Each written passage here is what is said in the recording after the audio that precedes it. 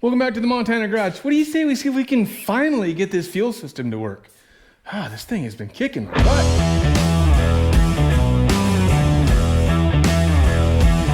All right, where we left off, I had been trying to get this new fuel system plumbed all in, and the float for the new surge tank that controls the fuel pump was not floating in the gasoline, so it wasn't shutting the fuel pump off. So I didn't give up. I just was kind of at a stopping point on that. I had to get a replacement float.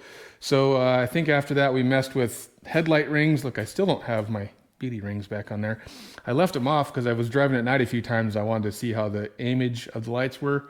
And they are much better now that I can aim them up a little higher. And then I think we talked about or did the old tire swap. So we got some new QuickTime Pros on the back of this bad boy. I still haven't driven it or tested them or done anything, but it looks pretty sitting there.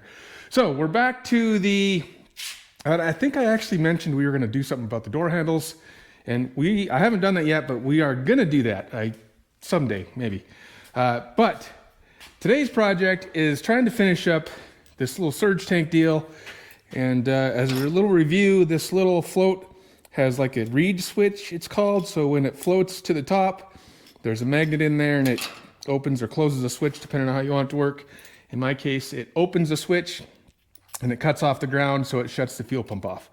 That one will not float in gasoline. They sent me a replacement, and I have a little cup of gasoline here.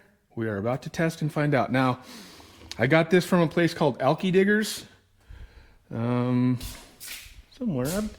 A lot of that stuff for that 57 I bought from those guys. Alky Digger, fuel injection, superchargers and such. They got a lot of cool stuff. Mostly it's like it says fuel injection, superchargers, that sort of thing.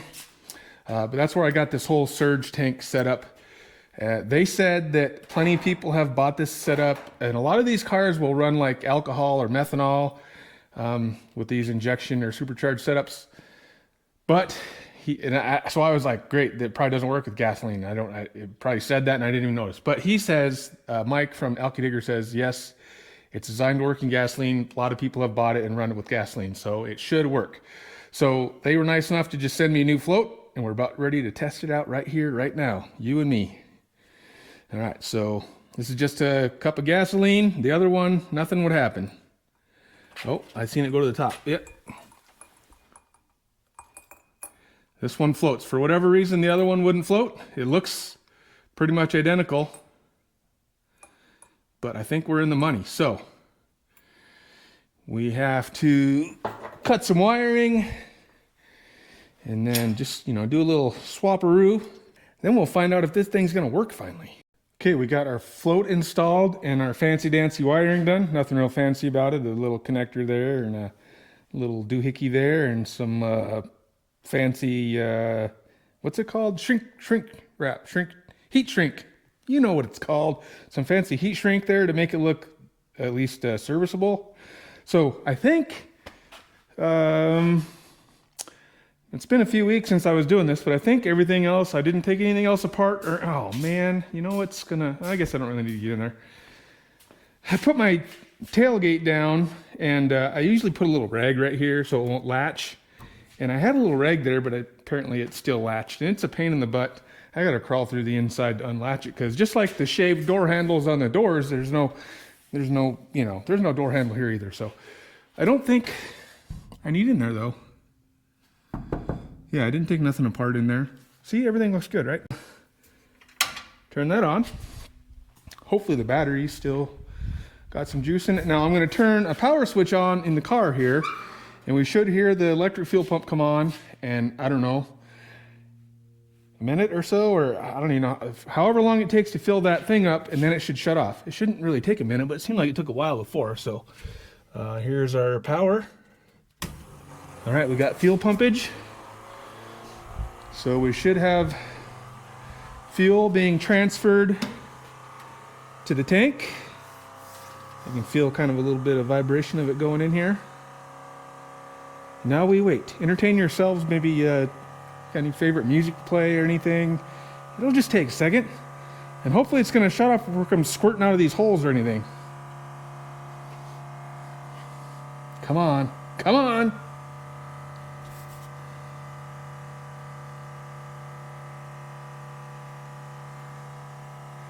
Still waiting. Nothing's erupting.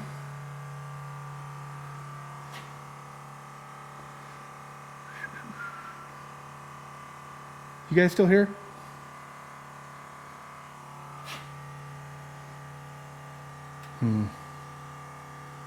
Starting to make me nervous. I know it took a while before. It took longer. Nope, look at there. Ha ha! Ha ha! It worked! So, the float says it's full, shuts off the fuel pump by opening this ground wire right here. Now, if we just sit here, it'll probably come back on, because I noticed when I was playing with it, but working on it, trying to get it to work last time, as I'd mess around, the fuel kind of, because this is higher than the tank back there, it'll slowly float back. Did I hear it just come on for a second? I don't know, I was talking. So anyways, we got that working. So now, I think we should be able to see if the car starts. Am I going to do that today? I'm not sure. We'll be back. Well, I guess we might as well see if we can get this thing to start. So it's just going to be a little different. Before I had to use a primer pump and wait a little bit. So now I got to kind of figure out the secret sauce for making it start. It's a little cold today too. It's only like 40 degrees out here. So that, normally you'd probably have a choke when it's this cool. Obviously there's no choke in this type situation. So hopefully it's not cold enough to make a difference there. But so I'm going to turn the power back on. The pump's probably going to come back on because it's been sitting here for a little bit. I went in and crawled through and opened the gate in the back just so I can make sure not, be able to get back there if something's leaking or whatever. I haven't noticed any leaks yet, but I'm going to turn the switch on. I'm going to wait for it to shut off again up here, and then I've opened my fuel, opened my fuel shut off switch. So in theory, the surge tank should be gravity feeding the pump, so I should be able to just turn the engine over. I'm going to try like 5 seconds and then hit the power and see what happens. You guys watch from here, and we'll cross our fingers that this is going to work. Let that surge tank fill back up. Okay. We're going to crank her for a few seconds and then give her some power and see what happens.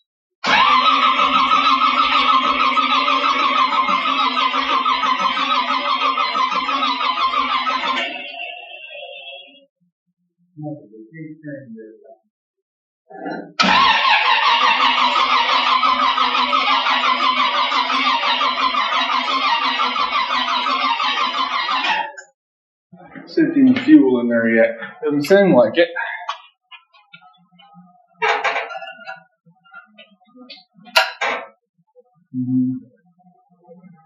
Everything looks pretty dry still.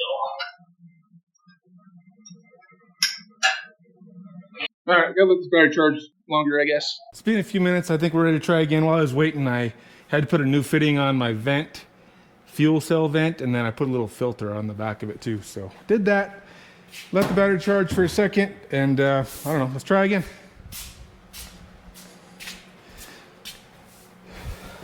See if she turns over any better. Still got some neutrality action. Starter test.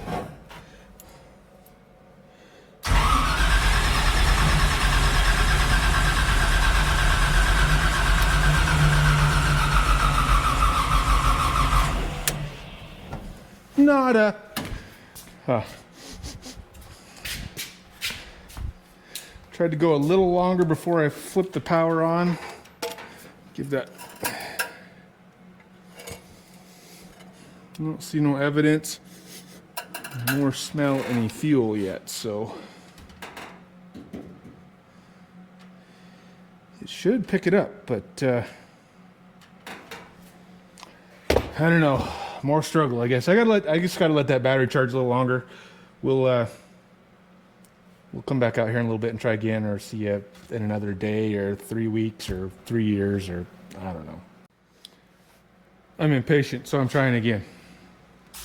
I think I am gonna bump I got one more notch, the boost charge or whatever on this. I was thinking maybe you weren't supposed to use that with the MSD box, but we'll risk it.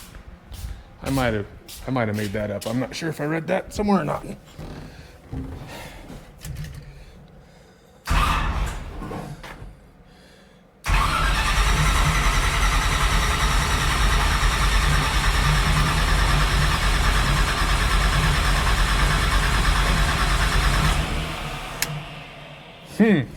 Well, we had plenty of fuel pump spinach that time, I would think, but still no fire.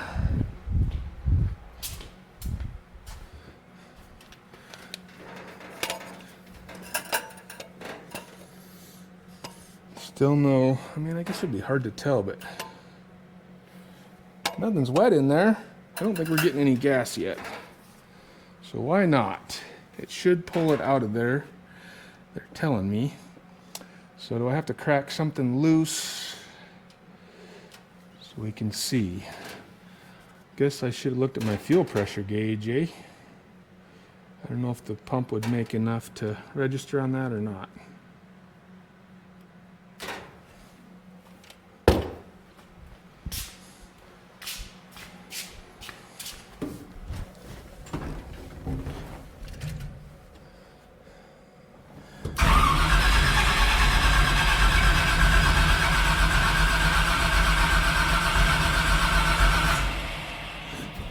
All right, I did notice the fuel pressure needle moved just a fuzz that time. I didn't look the times before.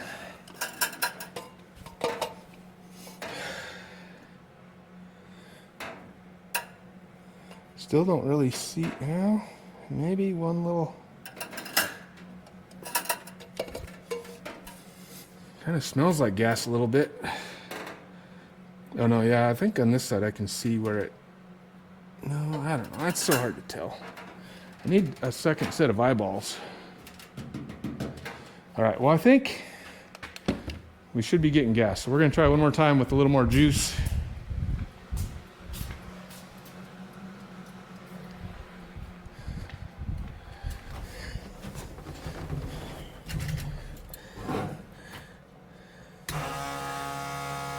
Make sure the fuel tank is full.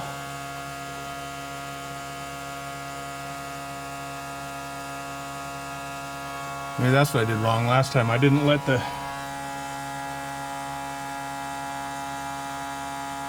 surge tank fill up. All right, so that's full. Turn that power back off. Spin her over a few seconds and hope she fires.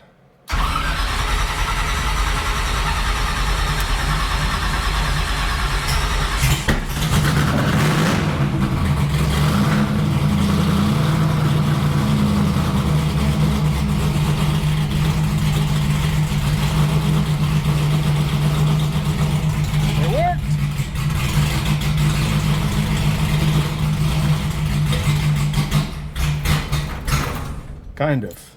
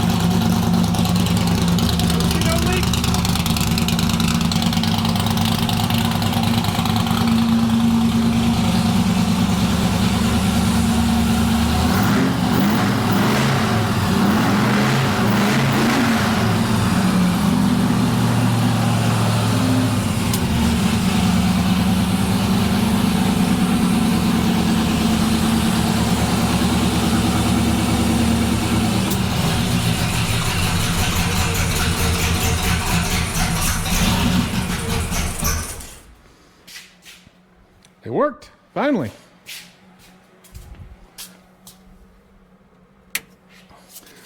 So I'll test it here in a second, but one of the reasons I wanted to change the way I start it with the primer pump and all that is this thing, if you start it like, it would start pretty easy when I initially started it. This time we struggled a little bit, but I think it just took a while to get the gas up there.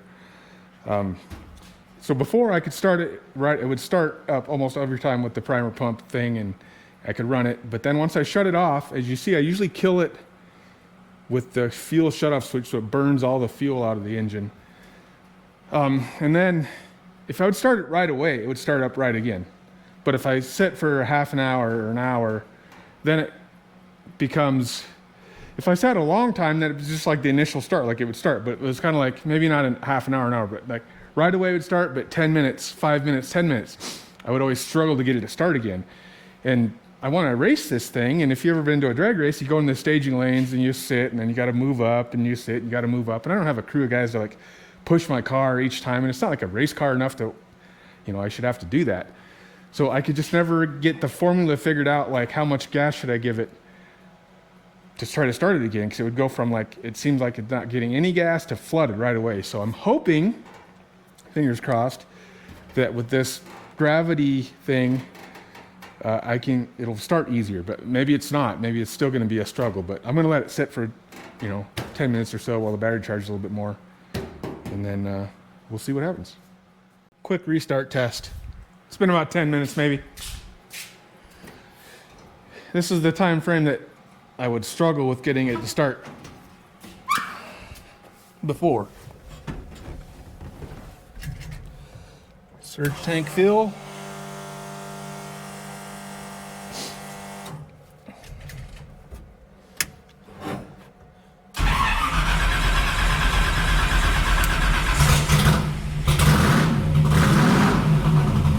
Well, if that's any indication, things are a little easier. Time will tell, I guess.